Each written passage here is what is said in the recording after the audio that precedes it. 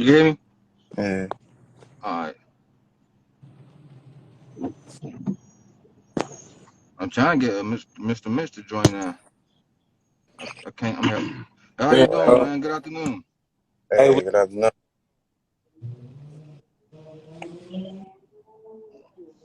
All right. All right. My name is Slatter Guy. One of the one thirds from the Unpleasant Thoughts podcast. I just want to say thank you for taking out your time. Really, definitely know you're a busy man, and I just guys, we got some questions here to help us, get knowledgeable and help the youth and everybody else get knowledgeable in what you do today. sure. What's going on? All right. You Hey, got a, you got a question for him, Shampoo?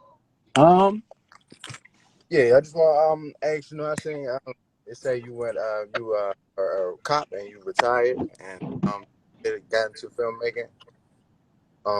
Just how was that transition from one career to the other, or were you already interested in filmmaking while you were a cop?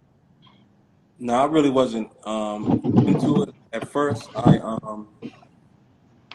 when I towards the end of my career, I started doing some little things on YouTube, little web series and stuff like that.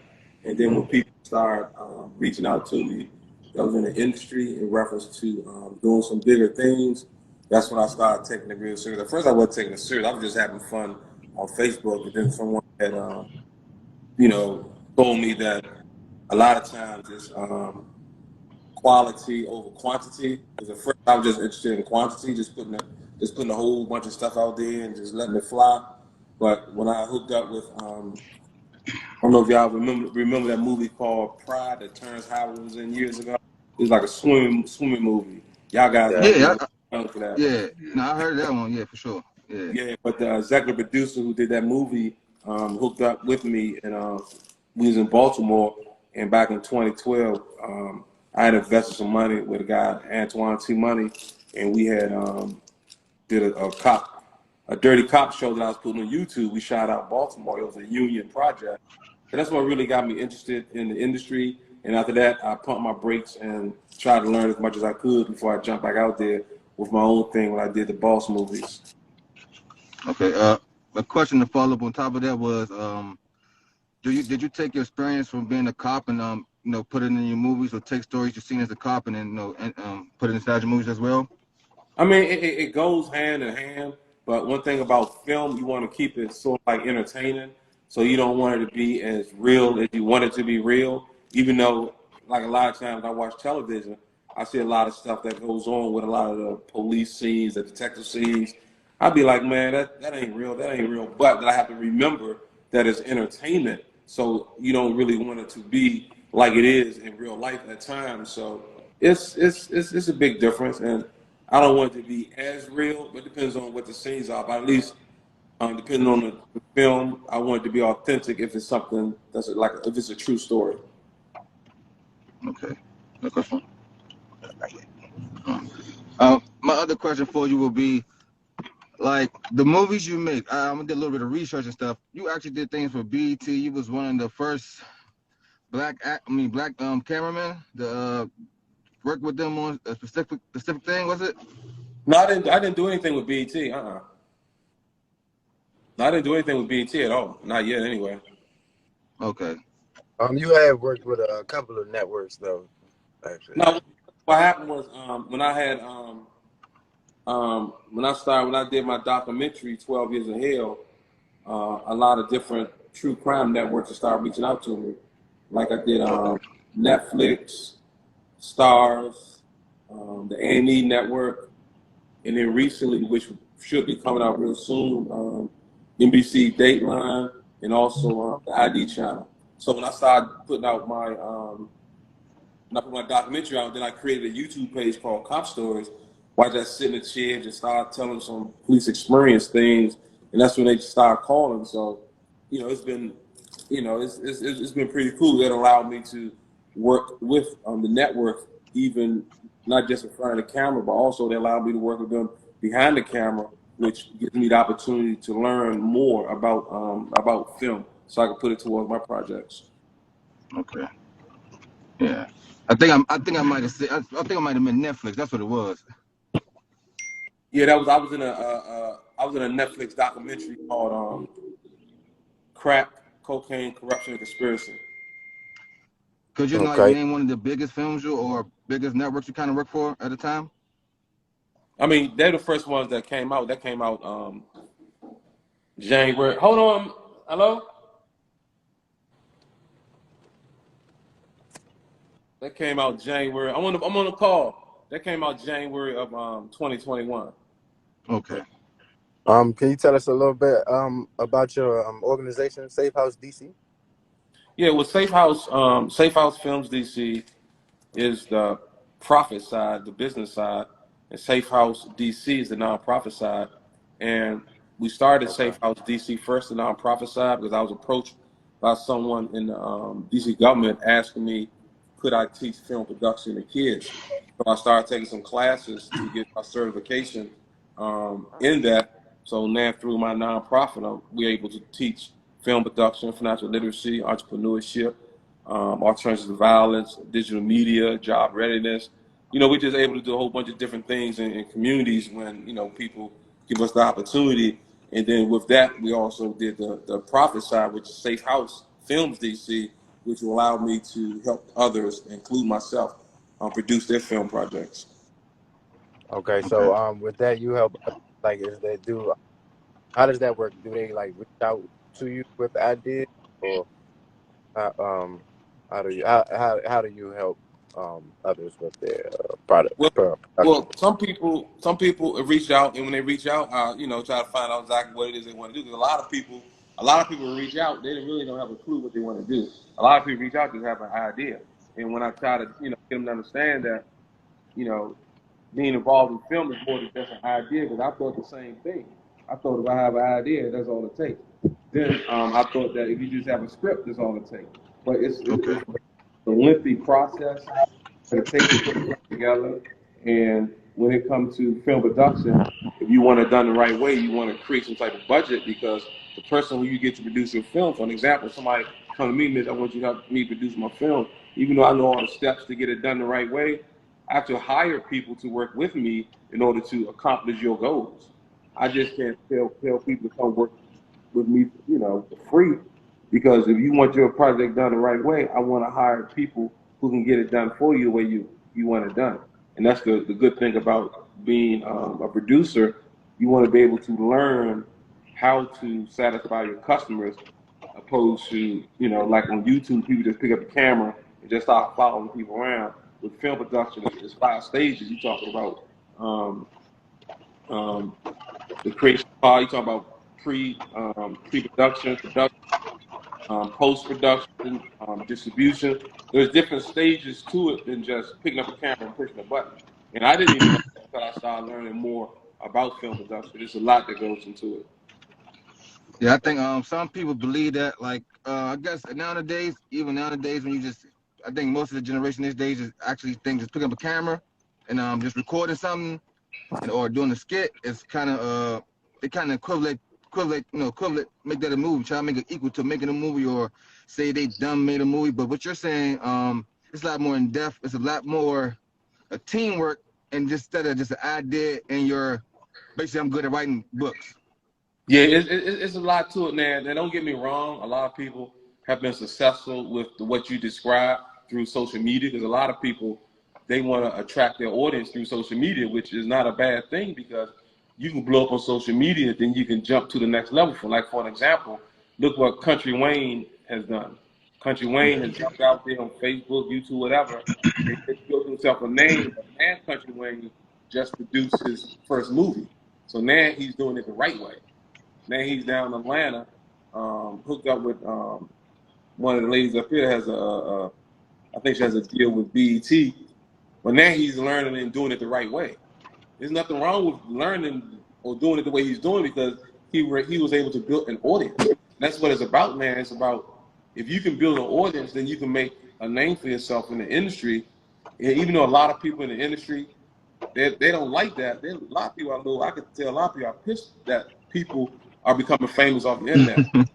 But I'm like this. That's the game. It's created its own way. And if it wasn't for the internet, I wouldn't have been on TV. If it wasn't for the Yeah. internet. So I'm not mad at nobody who used the internet to jump out there, because my Cop Stories YouTube page Done got me on 5 networks. You know, so that's what it's about, man. Use whatever you can do to get out there. And if you don't put nothing out there, you're never gonna be seen. But my thing is, I wanted to learn film production so people can hire me and my company to help produce their films. Because I mean, even because no one's gonna hire somebody with a camera who's doing YouTube pieces to do their Yeah. movie. You know, I mean, you can do your YouTube stuff, but if you want somebody to produce and put a movie together for you the right way, you want to hire somebody that knows the game. Yeah, the whole Right. full production.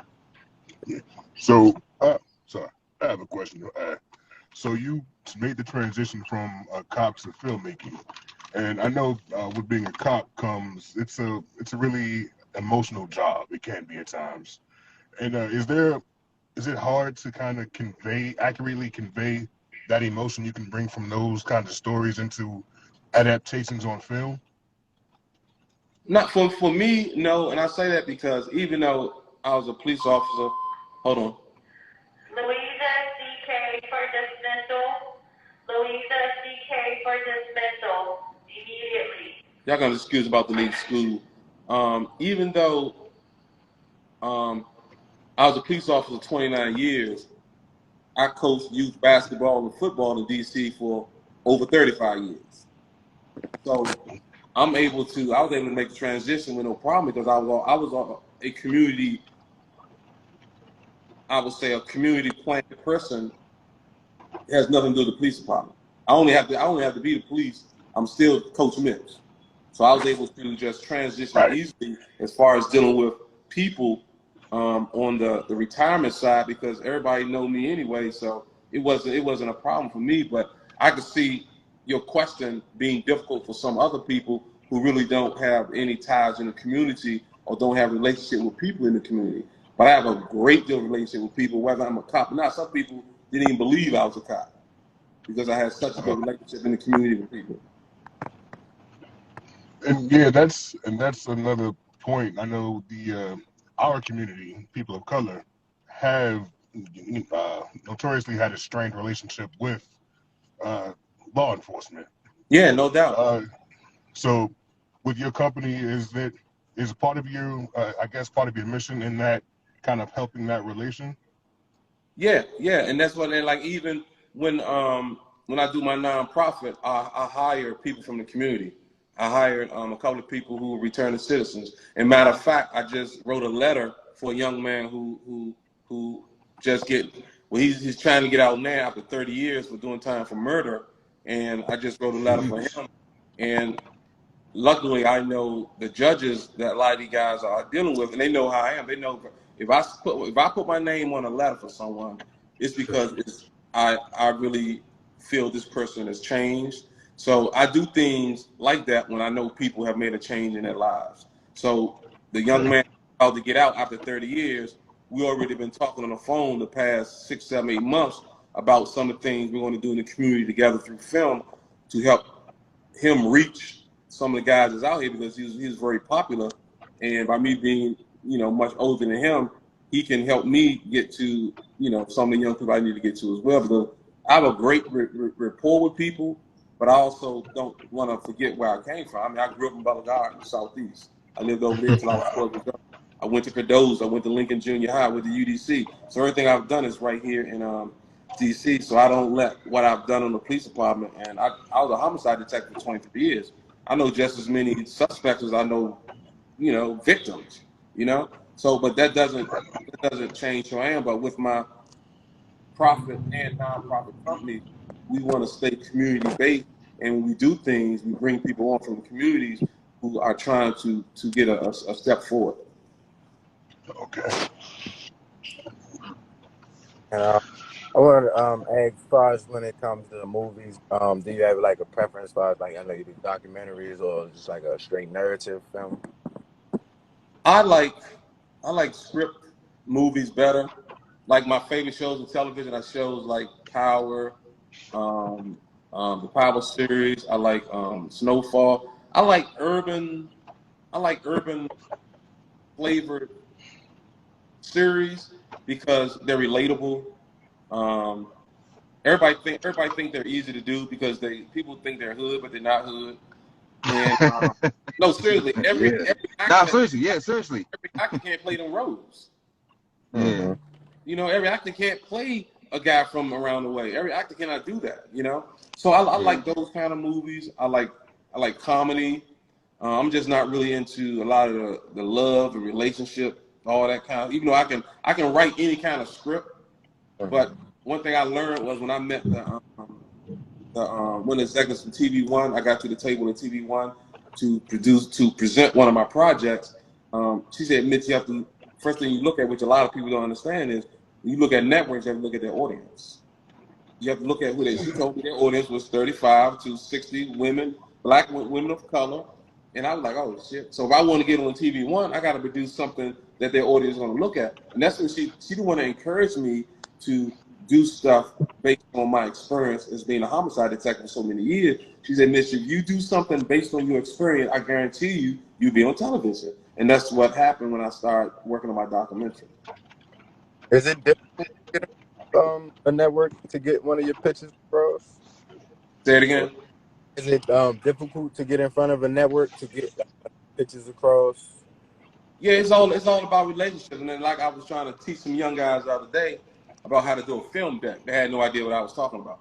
See, now, like for example, the film we shot last summer with Big G, Malachi Malik from Queen and Sugar, and Brave Williams, who's been in a lot of movies. We got a lot of local people in it. We did Antoine Jones' story, Pro Se Litigator. And right now, it's currently being shot to the networks. Not only did we put a sizzle reel together, we put a film deck together. A film deck, some networks may only look at a film deck. Some networks may only look at a sizzle reel. But we have a good... I cut you off. Can you explain those two? I never heard of those two terms. That's what I'm saying. See, a lot of people don't know anything about it. Just when you get opportunity, Google it. A film deck, it basically is like me giving you the Bible of what I'm trying to produce. Okay. You give you the storyline, the characters, and they give you an idea of the characters I may want. Say, for example, I may have Amari Hardwick in there as my main character. You may put his picture in there and say you want someone like him, or you want him to be this character. Then you put your information about your executive producers, your writers. I mean, you just give them a whole breakdown. Sometimes you can put your budget information in there. You're giving them sort of like the Bible of what you're trying to create. Give them something to read. Okay. Because no one have time to sit and read a script. Yeah. No one have time. Yeah, no, they don't. Some people only read. Some people only listen to your pitch, like in music, the elevator pitch.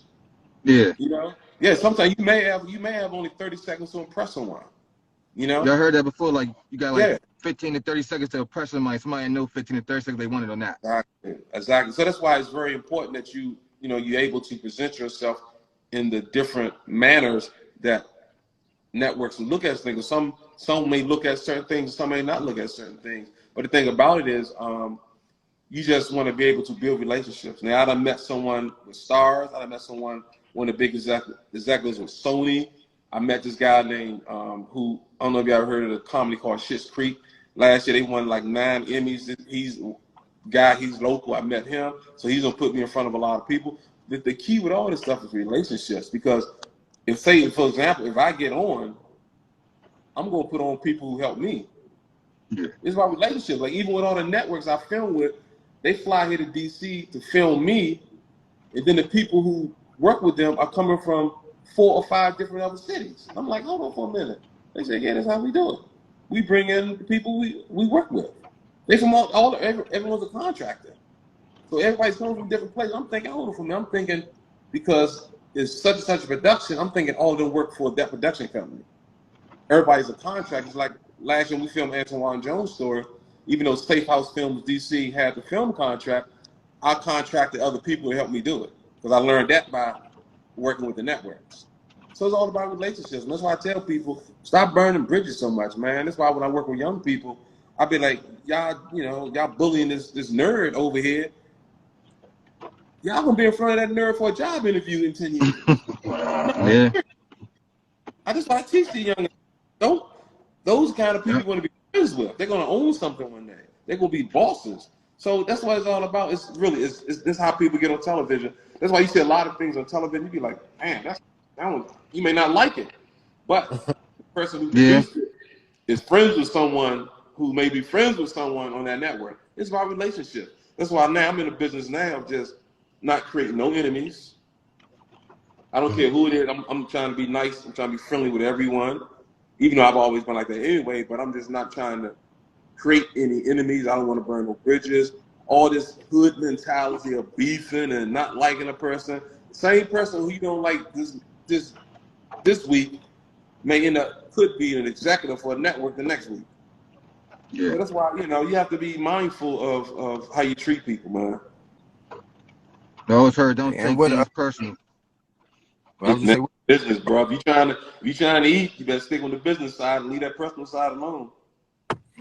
okay, I'm saying, what projects do you have in the works that you could talk about or coming out? You say you got the Antoine Jones one.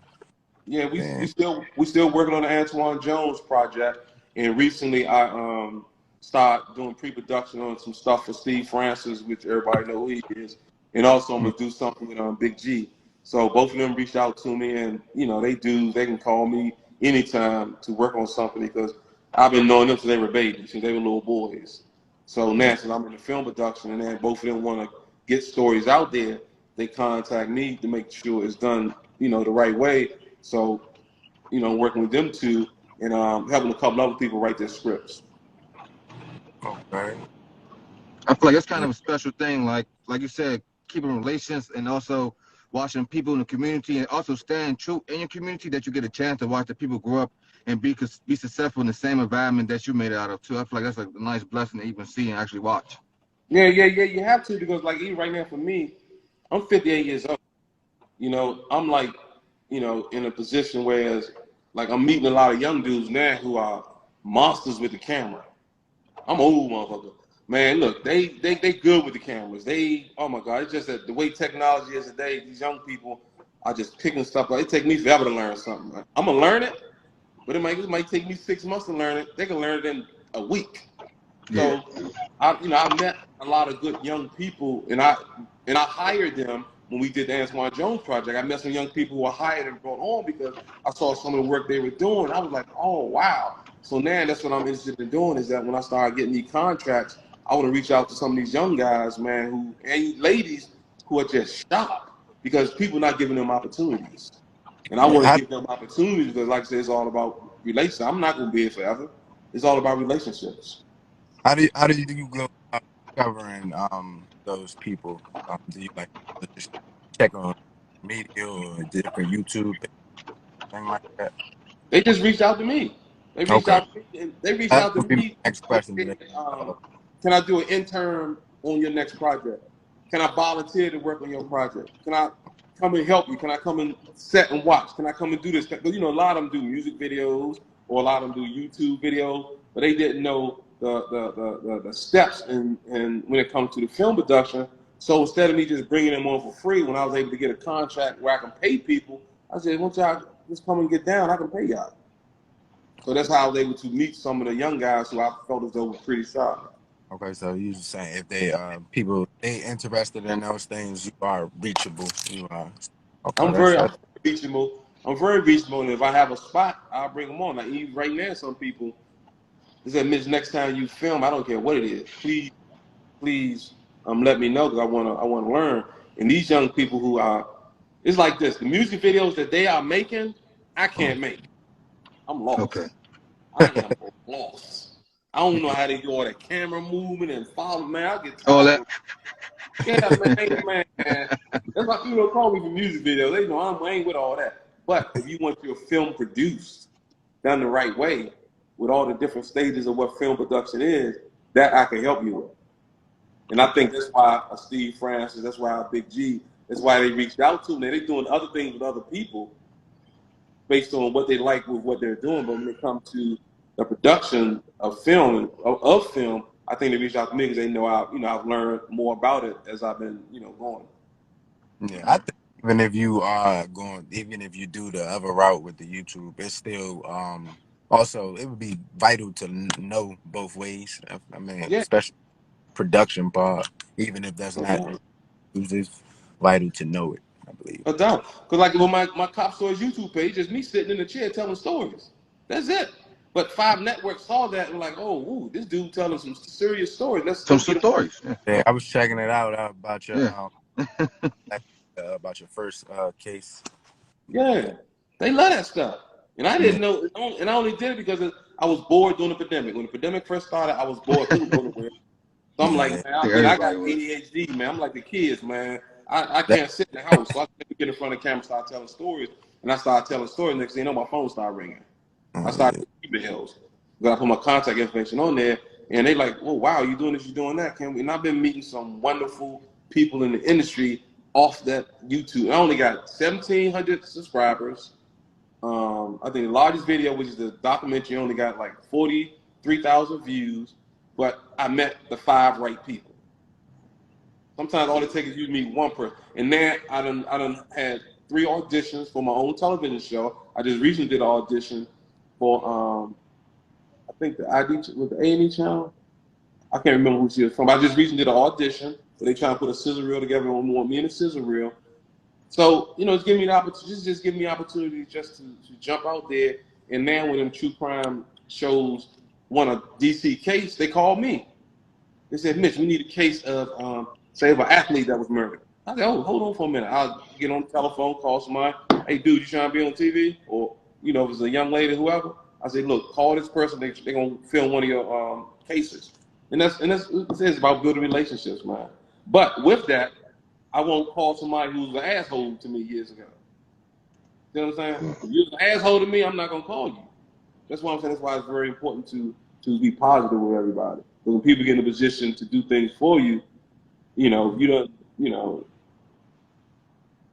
you don't burn somebody, hey, you know, they're going to burn you back.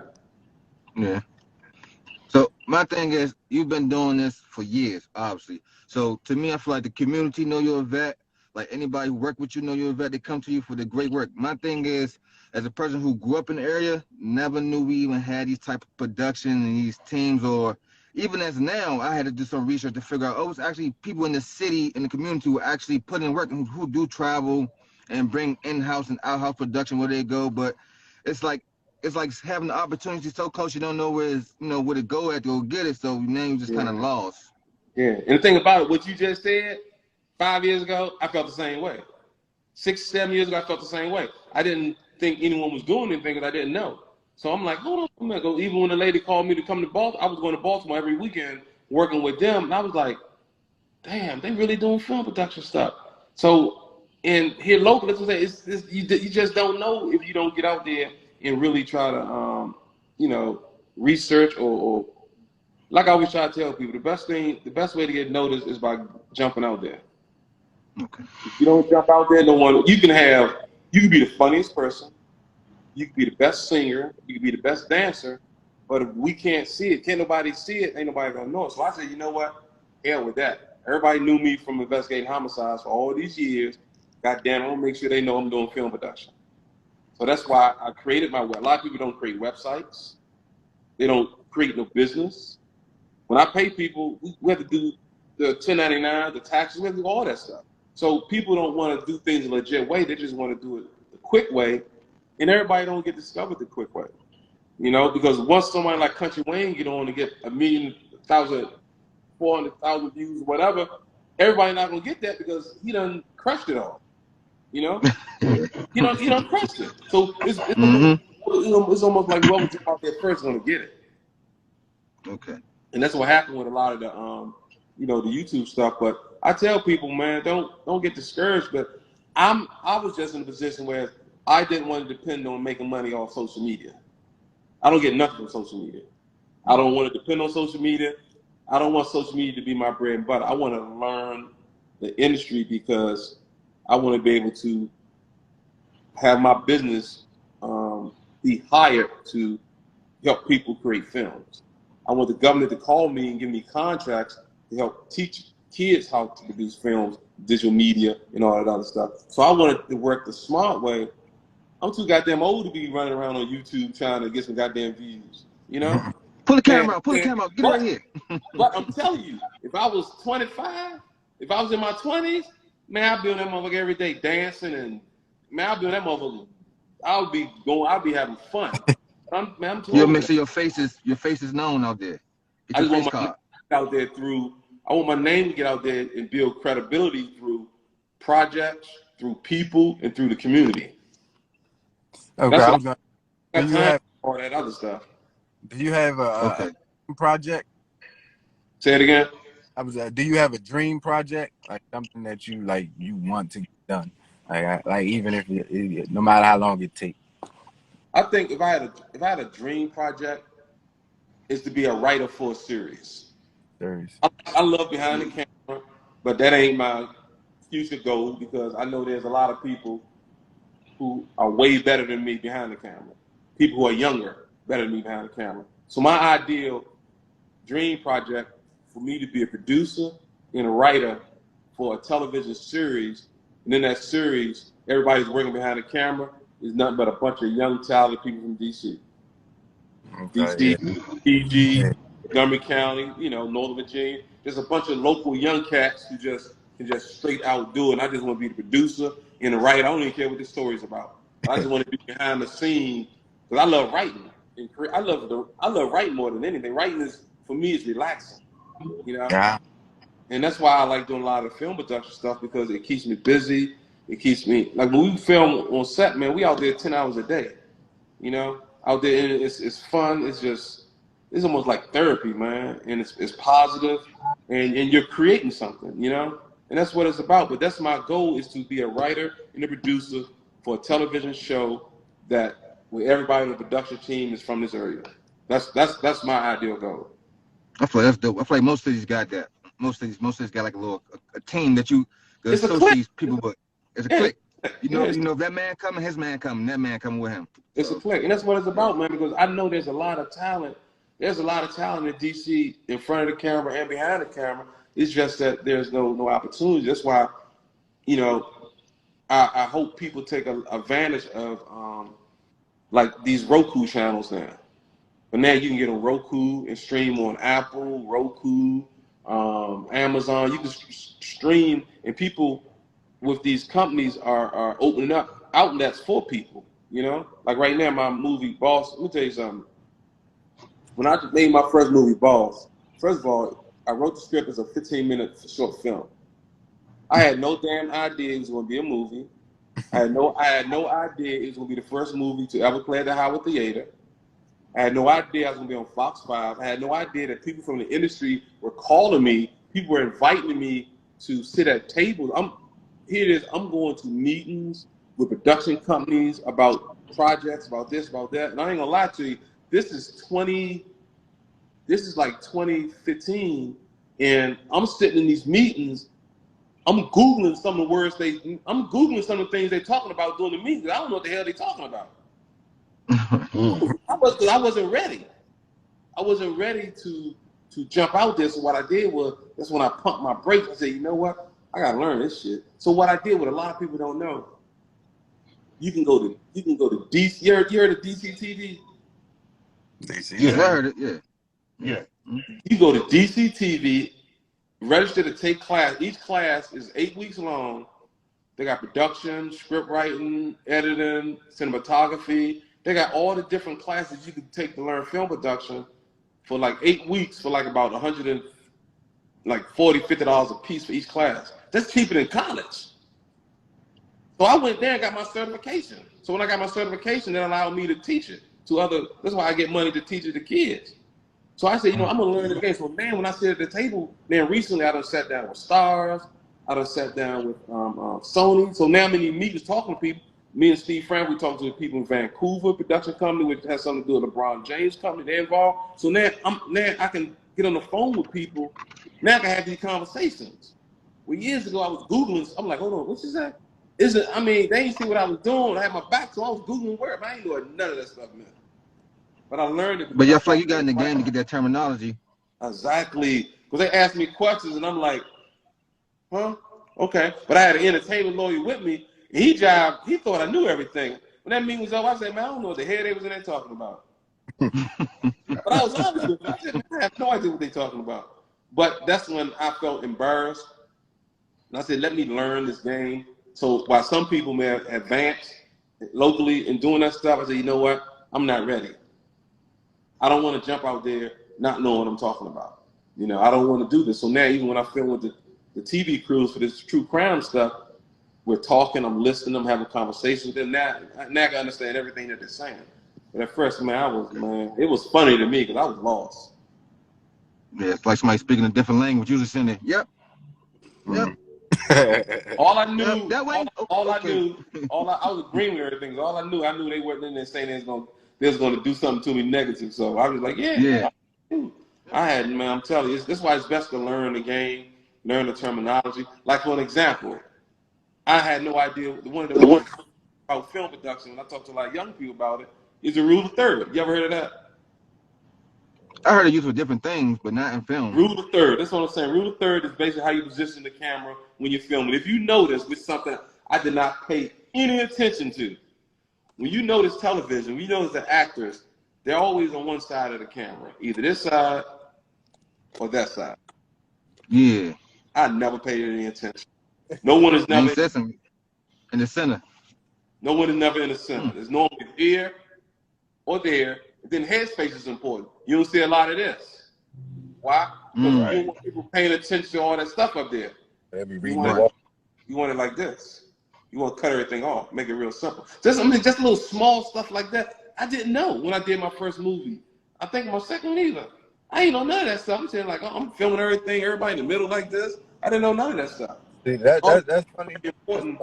And, you know, production companies know if you know the game, if you don't know the terminology. So in order for me to advance, in order for me to meet people, I can't film somebody's project if I don't know this stuff. But now I know it, so now I can film somebody's project. That's why they say the best. You can film things the way you can film your stuff the way you want to film it, but at least learn how to do it the right way. Then you can do what you want to do. Yeah, that's So do you happen to learn things? I guess while you're on sets as well. Like I know, you say you're always learning different things in it.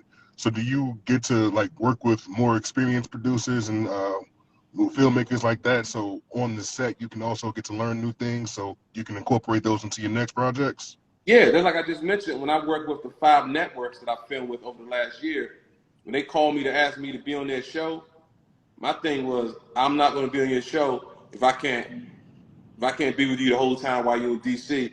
They say they come to DC to film for 5 to 6 days. I want to work with you all. You only got to pay me. Let me work with you all every day behind the scenes. That way I can learn some of the things you all are doing, because everybody do something differently. Even though Universal, most of the things are done the same way, but I wanted just to learn to see how everybody doing. So I wanted to learn the different things about the camera, what cameras they're using, why you using this monitor, why you lighting it up this way, what's that thing you putting over there on the wall to? And I learned it was to kill the echoes in a big room. I mean, just a little small something like that you're not going to learn if you just doing a bunch of YouTube videos to get views. You have to get out there and work with them film crews if you really want to learn the business. And for me, volunteering my time was more important than them paying me to do it, because I wanted to learn it. I wanted to be there all 6 days. I didn't want them to give me a stipend for my one parent. I want to be there free for every day you're there so I can learn. That was my trade-off. Gotcha. That's like, I know, like if you watch movies, a lot of directors did, some of their styles might be a mix of other people's styles and things like that. Yeah. You can learn from everybody. Like even when it comes to lighting, like for an example, like something I didn't know, when I used to always film something, I'll light a person up. Like right now, I'm sitting here. There's a window on this side right here. You see, my side of the face is lighter than this side. Yeah. Right. In film, I used to light up everything so you can see my face real clear. But naturally, there's a window right there. So natural light is going to normally shine on his face. So this side of my face don't have to be as light as this side of the face because there's a window. But when I film my other actors, I have to make sure that I don't violate what's called the 180-degree rule. I have to make sure the actors are facing each other and not facing the same direction. I made a mistake in my when I used to do my first movie, I think it was, I made that mistake.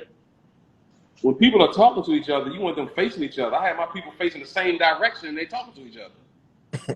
Yeah, I violated the 180-degree rule because I didn't have the camera on the right side of the person. I mean, it's just a whole bunch of little small, and that's all the things I teach kids. Even when I tell them when they film their cell phone, let's not make little small mistakes. Let's learn it the right way. I don't care what kind of camera you use. Let's learn it the right way. So now when I film, I know that if there's a window here, I know it's going to be light on this face. There's not going to be light on this side of the face. But there's a window right here. It's a cinematic look that you want, opposed to when I used to do it. Now I used to light you up like a Christmas tree. Because I want people to see you, but it ain't always. That's why when you look at certain films, certain movies, in some of the scenes, it's dark. It's natural. It's darkness. It's not always bright. It's not the only thing that's bright is soap operas. Yeah. For movies, you want that cinematic, natural look at times. You don't necessarily want it to be like it's, a goddamn soap opera. So do you have a favorite director or somebody who might have influenced a little bit of the things that you do, or just a favorite? I used to I mean, of course, guys like Spike Lee, John Singleton. I used to always like watch a lot of their videos when they post stuff on Masterclass or Facebook or YouTube. Anything I say, I will always watch certain things to do. Even now with some of the sharp young female producers and directors, So I watch my things that I can learn from everybody, and I don't ever want to think I can't because you never. Like I saw Denzel not too long ago. Recently said he's still learning. God damn it, Denzel still learning? How in the hell I'm gonna think I know everything? He said he's still learning. Right. So that's why when I meet people, they think that come on, Denzel said he's still learning. How in the hell we can't still learn? So you can always learn something from every person because, like I said, once you learn the principles of how things do it the right way, you're going to do it the own way. You're going to create and develop your own style, how you want something done. And a lot of things, some things you do, you might even create your own signature way of doing certain things. Like for example, have you seen Queen Sugar? Mm-hmm. A lot of the scenes in Queen Sugar are filmed like this, but there's a lot of space over the head. That's their style. Yeah, and I'm like, hold on. A lot of scenes were like that, So let's say people develop their own styles. Yeah. Okay. So that because I know personally, like during the pandemic, I watched a lot of the I watched I still to this day still watch, but I watch videos as far as like the production part of movies and things like that. Like even little stuff, not little stuff, this big stuff, but stuff people really don't really pay too much attention to, like lighting and the 180 things that you say like that. I know those they are kind of informative, but like you said, hands-on is probably the best way. And another thing, and I mean to cut you off, but another thing people don't know about is when you're filming a movie or a TV series, something, film it in raw footage. A lot of people don't even know anything about that raw footage. Like even like my best camera right now is the a Canon Mark IV. At first, it didn't shoot raw footage, so I sent it back to the company, and I got the Canon log placed in there. So now I can shoot 4K raw footage. If I shoot something in 4K raw footage, when in editing, I can color it to look like it's television. Yeah, I'm a little I do a little editing, but see, I don't really have those type of cameras. I'm more so I'm using more so now iPhone. I know. Yeah. Like you ever I ask people, you ever seen the movie High Flying Bird on Netflix? No. It's directed by Steven Soderbergh. He did the Oceans 11, 12, 13. Okay. All that. Yeah, he shot the entire movie on an iPhone. Yeah, you can do it. Yeah, I can do that right now. I can do, but the key, if you use the key, and like I'm gonna tell you, anyone when it comes to filming, the key to filming is to have great audio. You gotta have good audio. You can use any type of audio is the key.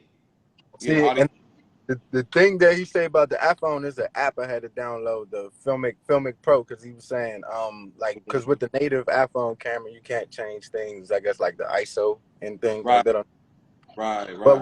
But with the app, it enables you to do that. It's like you could shoot in log on there too, but it's probably not as good as it won't be the same. Exactly. Mm-hmm. Nah, I agree. But yeah, I just, you know, I think a lot of people, like you said earlier, don't really know that these opportunities exist and they out there. So that was the main reason for having you on, to have somebody, just in case, you know, who people who may watch this that follow us and are interested in doing this, they could learn things. You know, we just try to make sure we spread education about things, even if we don't know about them personally. We have people come talk about it. Yeah. Right. That's cool. That's what it's That, about. yeah, I say like for me, I never knew none of those things. So I think it's a great opportunity to have you on and have you come on and have these people actually know somebody who's been working in the field as long as you. Also, not just talking, you've been a part of the community. That's also a big thing. Like people in our community only respect people who actually, what you say, was you in the streets or you got off the porch, you really put the work in.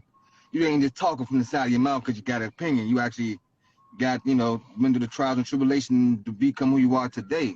And I think that's very excellent for people of any ethnicity, and especially the young male population and the younger generation just in the period, because there's so many things that could grab your mind and you could just switch focus. You ain't got to stay focused. You can switch it real quick to something else. Exactly. So And I feel like that's great. I enjoy talking to the younger generation, not only because the younger generation is talented, but when I was getting into the game of film, no one was talking to me. No one was trying to help me. No one jumped out there and said, give me your hand, let me help you. So, I'm like, you know what? I'm gonna learn it. I'm a dope man. I done survived the streets of DC on both sides. So my thing is, I'm gonna learn. I'm gonna learn this on my own, and I'm gonna always pull back and give whatever knowledge I can to anyone else, because, I'm not gonna. I can't. You can't. What's the purpose of dying with a bunch of secrets? Can't say, Yeah. Turn. Put everything in my coffin. I'm taking it with me. My knowledge, my money. Can't nobody have it. So that's why my thing, I always reach out to people. I'm like, I don't know everything. I'm trying to learn as much as I can. I'm still learning. I don't listen or like anyone who say they are the best, because to me, no one is the best. I think everybody always have room for improvement, and I just look at myself as, I'm not where I want to be. I'm never going to be where I want to be, because I'm always going to want to be more. So I'm just going Facts. learning, keep, grinding, whether I get to Hollywood or not, whether I stay here local or not. For me, it don't even matter, because I enjoy what I'm doing. And my joy in life has always just been helping others. And, my thing is this: every time, even when it comes to dealing with young people, every time I say, you know what, I've been doing this for so long, helping people, coaching kids, doing all, man, I'm done. I'm tired. I need to start thinking about me. Every time I do that, something bad happened to me. God, let me tell you, when God puts you on, I ain't a religious dude, don't get me wrong, I'm not, I don't mean last time I've been to church. But the point I'm trying to make is, when God puts you on a path, you got to go with it. When He's directing you to do certain things, you got to follow it. As far as when it comes to helping people, doing this, do that, because I'm never going to be successful if I don't help other people be successful. Because if I just think about me, I know anything I build on by myself is going to get torn down. Because Ain't no foundation. Exactly. He put me in a position to help others. He put me in a position that others want to listen to me, others want to work with me, do this, do that. So I have to work with other people, man, because if I be greedy, but I do know a bunch of people who are selfish, and I'm like, this motherfucker got all, he done made it. But won't give his own mama $1.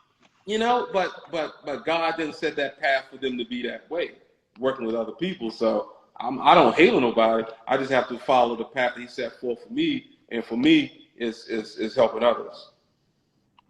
That's much love, though. That's much love. I mean, like you say, you help others. That you are that type of person, they wouldn't have a problem doing things to help you. And that's it, man. Because I'm like this: some younger person who I'm going to help one day is going to make it. 2, 3, 4, they're going to make it, and when they make it, they don't have to give me nothing, just make it. Like Steve made the NBA, Michael Smith made the NBA, Moochie Noah's made the NBA.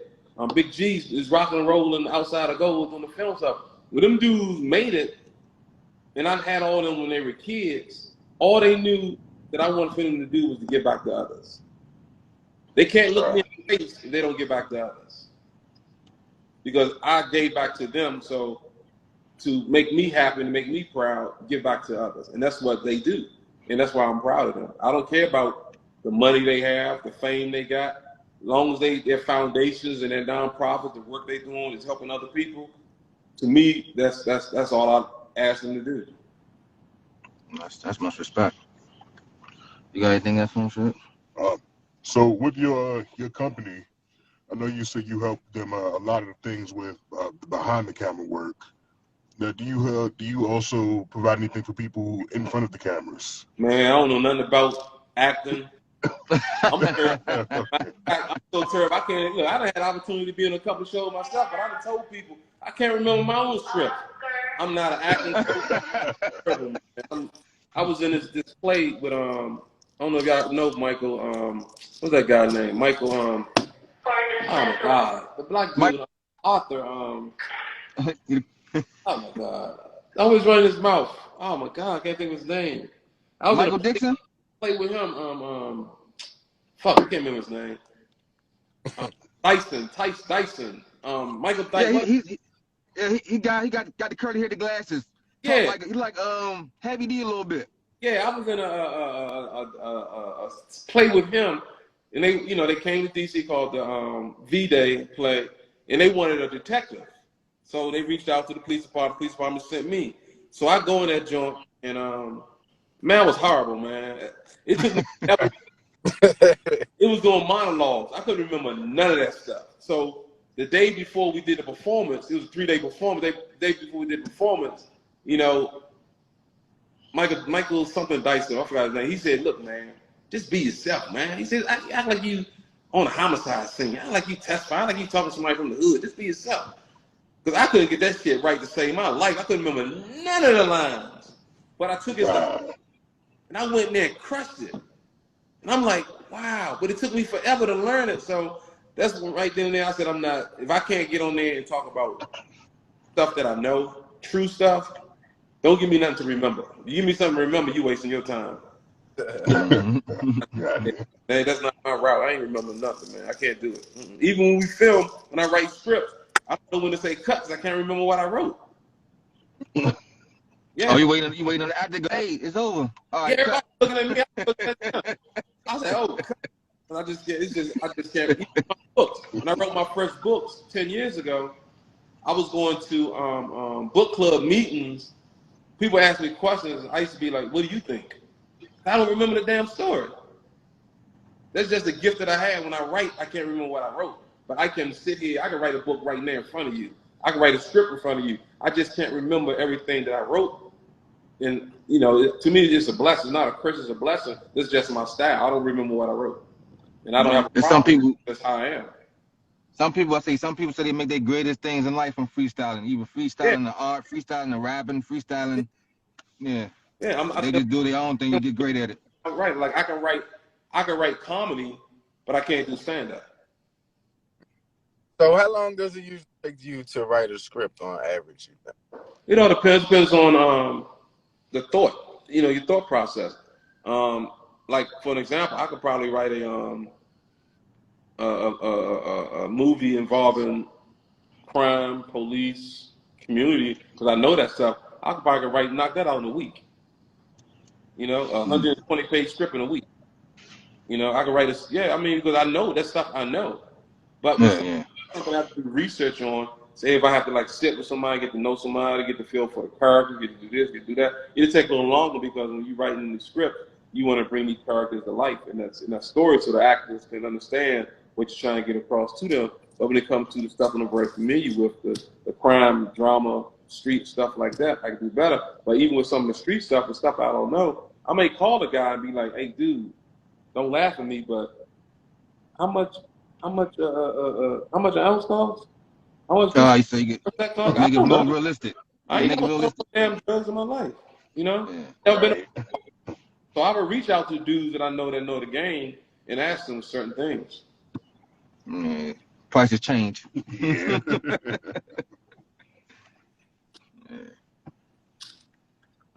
You got anything else for Mr. Mitch Shampoo?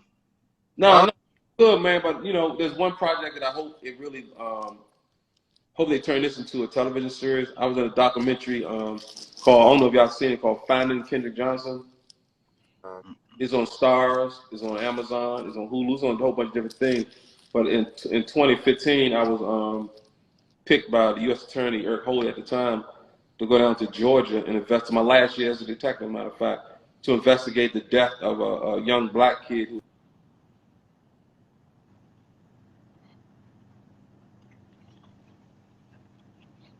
down in the federal government. They deputized us, and that documentary is out. It's probably the hottest documentary out right now because it involves racism. It involves a whole bunch of shit that, you know, the police department down there in Valdosta, Georgia, they did that family wrong. They treated the community wrong. And, you know, my professional opinion, I believe the young boy was murdered, but they ruled it an accident. So it brought up a lot of stink. And just as we were about to lock up this FBI agent whose sons were the suspect in that case, we get a phone call return to DC. And that pissed me off, and I ended up retiring after that, man. I've been like, you know what? This is some bullshit. So that story is pretty strong. A lot of people reaching out to the family. Matter of fact, the producer of that, I had a chance to meet her, Jennifer Lewis, the actress. You heard of her? Yeah, of course. Yeah. She's on the Blackish. Yeah, she's one of the producers in that film. So it was just an honor just to you know, meet her on the telephone and everything like that. So that's a project that I really hope turn to a television series, because that family needs justice. And I talk to the family, you know, periodically. But you know, I wish I had more experience on the film production side of things, because that's one story I would love to produce. But to produce that, you need money. You need big boy money. You want that? You want to put a national spotlight on it, make it even bigger. A narrative series? Yeah, that's what I'm saying. It put me in a national spotlight because it put me out there in front of everybody. Because matter of fact, that joint was almost nominated for an Oscar recently. It's a major film. That's the biggest project I've ever been in. It's a major film, and it's major, and a lot of celebrities are proud of what they're trying to do with that film. So I'm hoping that it grows and get bigger, which would give me an opportunity to be on set and meet more people in the industry on the script side of things. Right now, I'm meeting a lot of people on the unscript side, the true crime stuff, unscript. But I want to meet some people on the script side. So I'm hoping they turn this into a series so I can meet some more people in the industry. For that series, did you have like a vision already for how you would do it? Like, say, similar to a show like True Detective that come on HBO. No, not like that. I would do it. That's one thought, but I would just love to do it like the recently. I don't know if y'all seen that recently. The recent miniseries of Emmett Till. Yeah. Yeah, I'd rather do it something like the story of the Emmett Till story. That hurt my heart. Yeah, exactly. But that's the kind of case this is. It's like the Emmett Till story. I can't watch stuff like that. Listen, it hit home too hard because it's still fresh in the world. Yeah. So it's like, But that's the kind of story this one is as well. It's like the Emmett Till story. Okay. That's why I think at some point they're going to do something with it. And I know they can't do the police part unless they call me. Is that like the most memorable case that you've been a part of? Yeah, there's no doubt about it. Yeah. Okay. That one in the Colonel Brooks case, A&E, that's on the A&E channel, the Colonel Brooks case. And I got a couple other cases they're about to put on there. So, but those are probably the most notable ones as far as when I was in my career as a homicide detective. Wow. That's I don't know. I feel like I would go to making movies and writing scripts too, doing a life like that to get my mind to a world of escape. You know, some type of escape from there. Like, yeah, that's deep. But look, I'm going to get out of the school, man. I appreciate you guys for having me. Oh yeah, appreciate you. We appreciate you. Oh, thank you so much. I know you're busy and take a lot to have you out here and take a part of your time to come talk to us. I appreciate it. And one more time again, what's your program again, so I can pass it around to younger people too? Say it again. What's your program name again, so I can pass it around to younger people too as well? My website is safehousefilmsdc.com. Okay, safehousefilmsdc.com. Yeah. All right, Okay. thank you so much. Appreciate All you. right, y'all take care of this now. Hold on, see, I'm telling you, see what I mean? This how slow I am. How the hell I get off this thing? I don't even know how to do it. Oh, we can end it for you. Don't worry about it. Okay, all right. All right. All right, take care, man.